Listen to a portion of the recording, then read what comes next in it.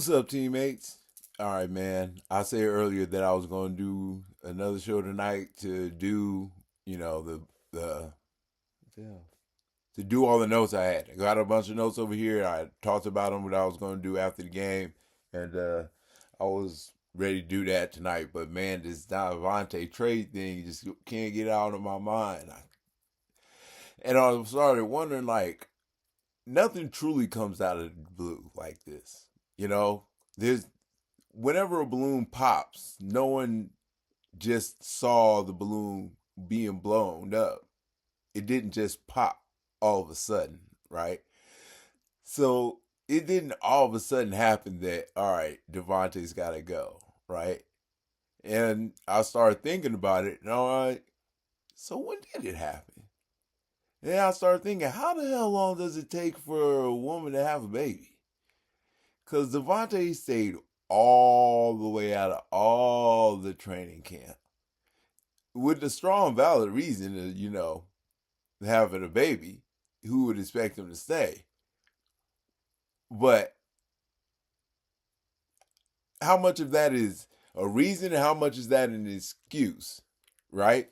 And how much did he take advantage of that, and how happy or unhappy was the team in general, not just, Antonio Pierce, but, Telesco got his eye on what's going on. So he doesn't want to show up to training camp. Then when he finally shows up, he doesn't want to play in the preseason. And he scoffs off at it, and it's this magical hamstring from practice thing happened. Okay. He didn't play the game that he didn't want to play because some hamstring thing came up. It's fine. Season goes and everything's just going the way it's going. And you know what? Maybe one of them people who he said business decision when he was talking about Devontae. Maybe he saw Devontae taking not necessarily plays off, but not putting on blocks that he could have made, or not running routes as sharp as they know he could have, or the fact that he was discouraged and disgruntled showed on the field, and it pissed people off, and maybe that triggered something, and then all of a sudden the whole hamstring injury and practice thing comes back to get him, and he can't play the next game where it's a punishment game and those who are being punished aren't playing. So there's all this stuff stewing, and who's getting frustrated with it and who's tolerating it, right? Is Antonio Pierce understanding of it because he's looking at it from more of a player's point of view?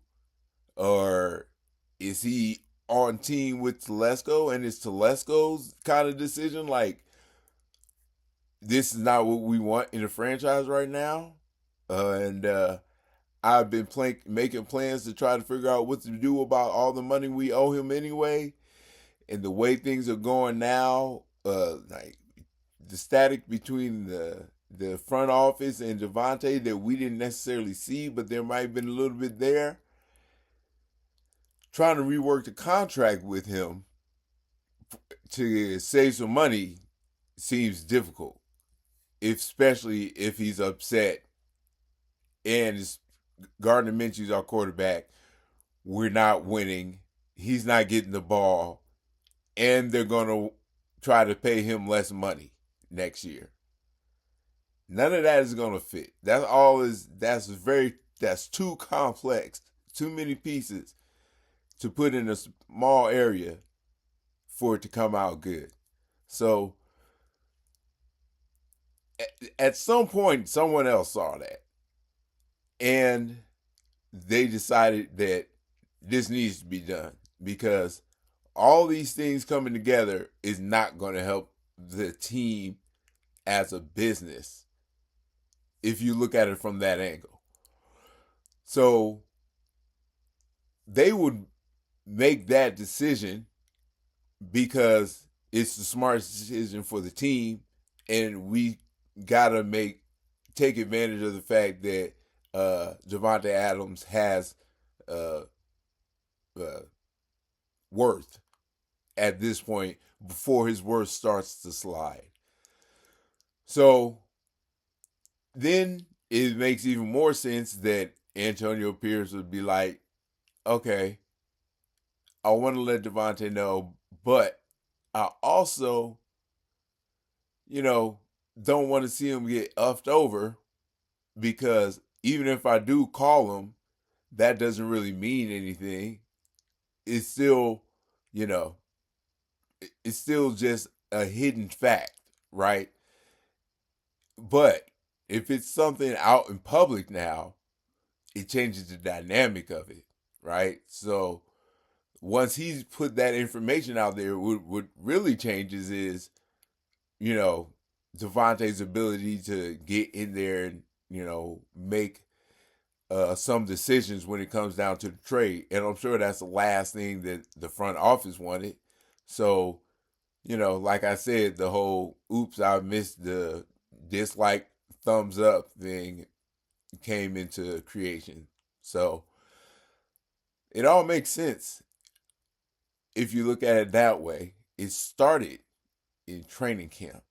And it made me wonder if something I spoke about earlier in Devontae's voice had that felt like he was getting a little loud with the voice he had.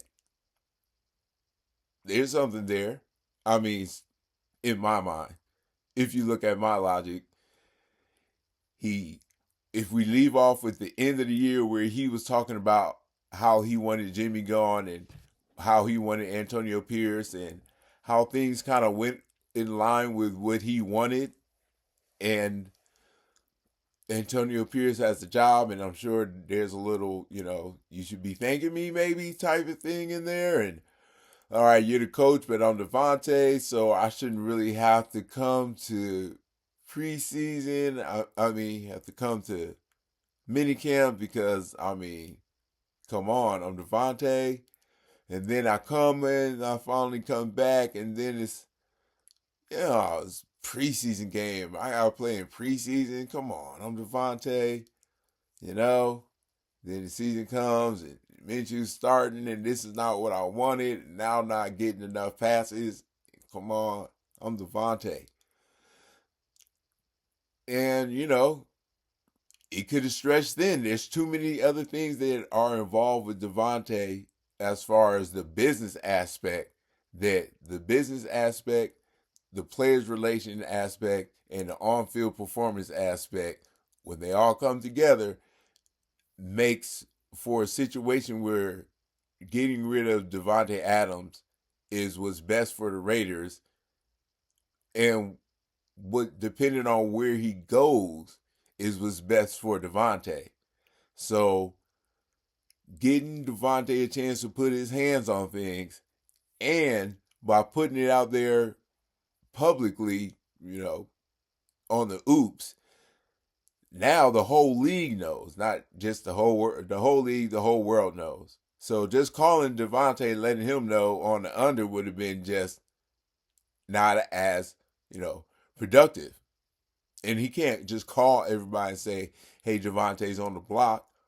But that itty bitty little thumb release that nobody can prove he did or did not do by mistake or on purpose, that opened up the whole cage for him. Now he's completely free to do what he wants to do as far as roaming about and finding potential suitors.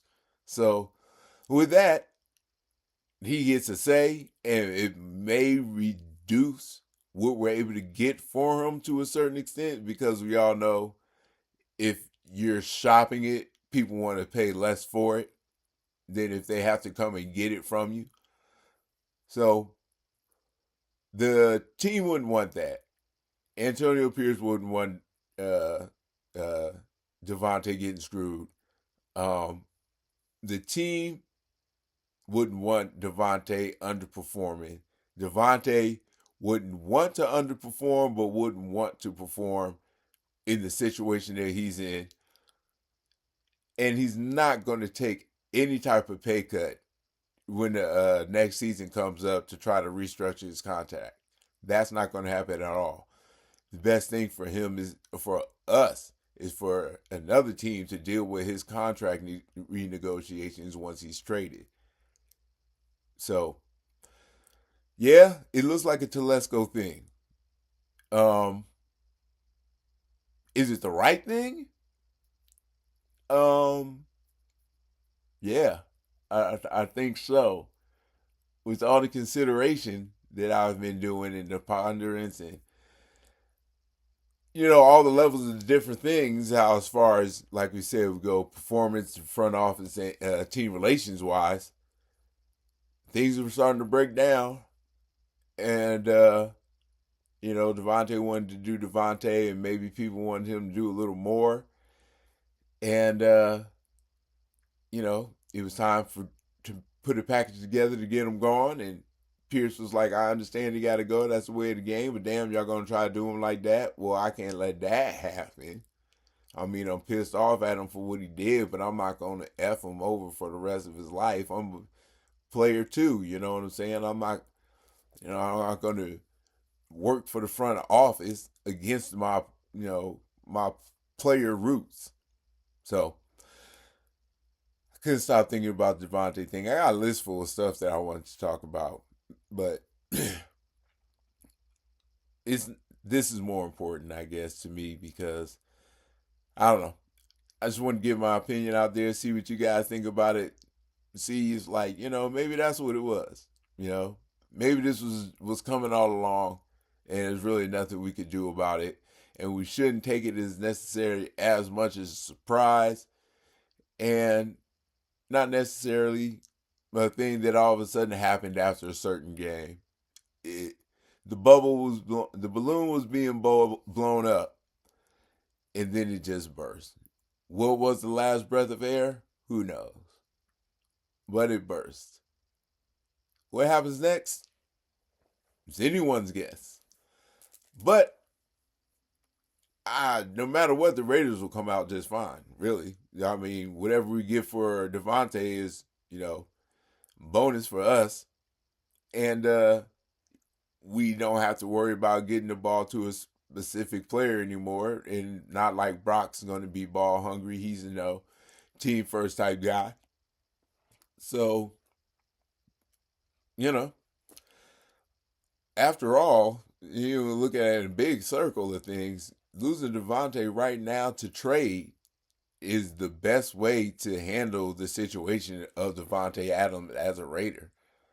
Um, and as the front office and the decisions they made, maybe they were trying to push him out for the whole time. Maybe they were started to maybe piss them off at the training camp stuff and preseason stuff, so they decided to piss him off and not give him the quarterback he wanted. They felt like they could still win with Minshew, and he got caught in the middle of it. I don't know. There's drama begets drama. Once the butterfly flaps his wings, it's a tsunami is coming, and the tsunami is hit, and Devontae is gone, and good luck to him.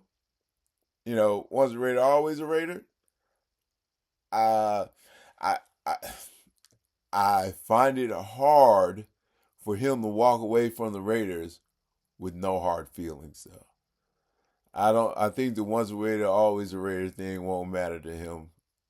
I think there's going to be there's going to be there's going to be some hurt feelings. There's a lot of friendship in these guys. There's a lot of closeness. I mean, that's why he got the heads up in the first damn place, right?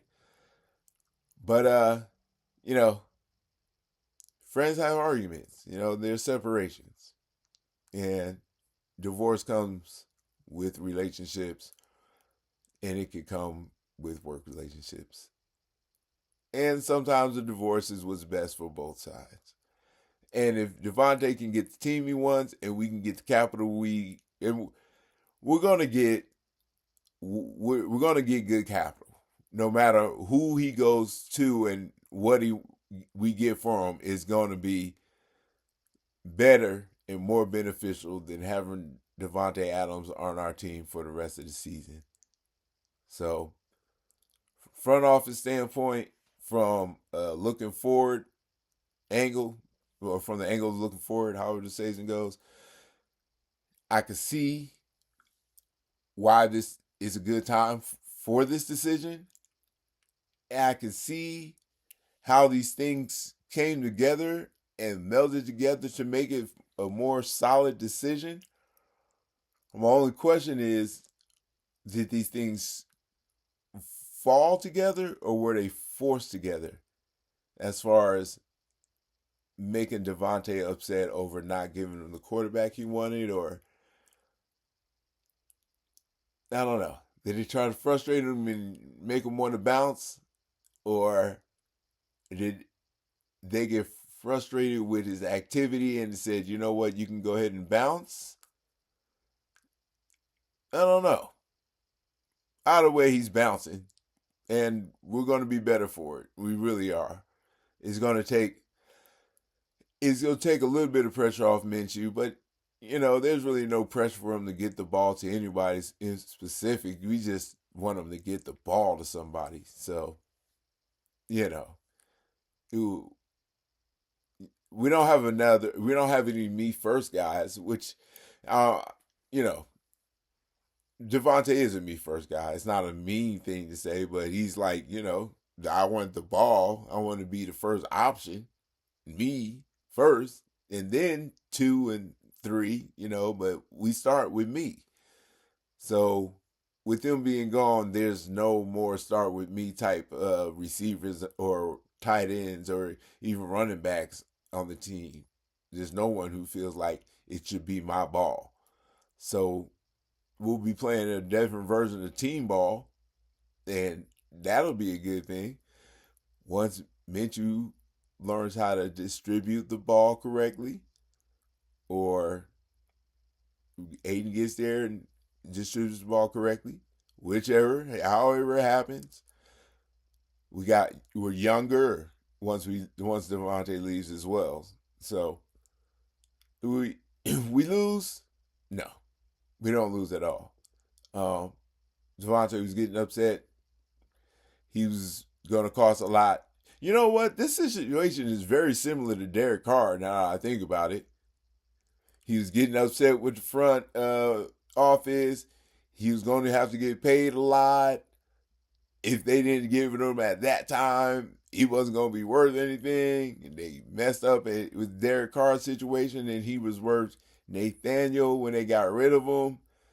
And they're like, we don't want that to come around and bite us again with Devontae. And, people were less willing to work with him because they're like, why would we? He's getting more and more upset, and we're going to have to ask him to take less money to save cap room for a team that he's not might not even want to play for after this season's over, considering that he had to go with Gardner Minshew as his quarterback, and Gardner Minshew kept having games where he was throwing up, 175 yards, or what, like last game, 130 yards, But he's not going to be happy with that come towards the end of the season. He's not going to want to restructure his contract. He's not going to want to work with the team, and he's going to be harder to move. So moving him now is the easiest, best, quickest way to get everything accomplished for us,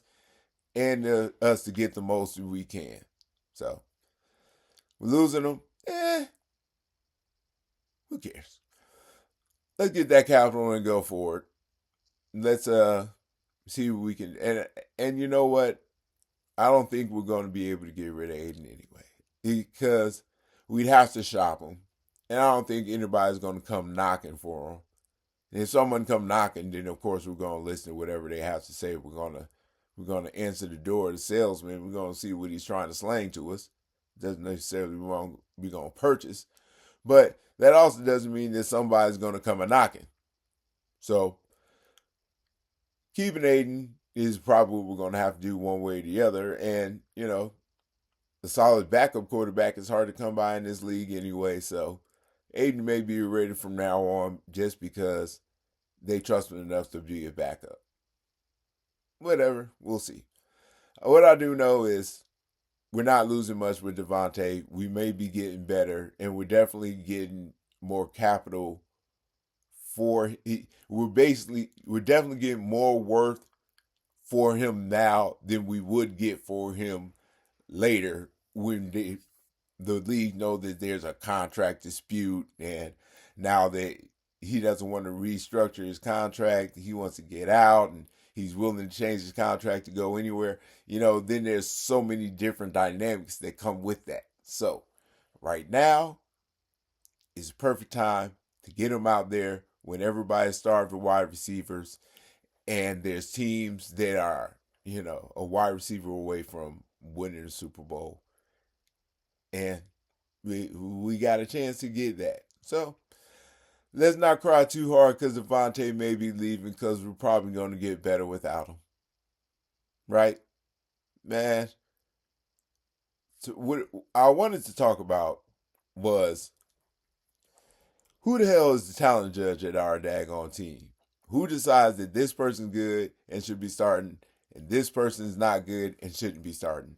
Because we got a lot of players on this list that weren't starting, that should have been starting, that once you look at the Browns game, showed why they should have been starting and what we should be doing going forth as far as what I feels about these players and why they should be starting and not where they were before that game. And I felt this way about these players even before that game. So, well, some of them. But anyway, with that being said, that's for tomorrow's show, right? I'm gonna keep you up all night on this one or up all day, whenever you see this. But we'll do that one later. And I guess this just ended up being a whole nother Devontae trade talk. But you know, it's big talk. It's an important subject, and this one is the rest of this and talent scouting is more kind of a complaint list. But we'll get into that tomorrow. I promise. If you want to come back and listen, which I hope you do. So remember, can't win them all. The clouds get dark when you're looking for the bright side. Come to the silver lining. Guru out.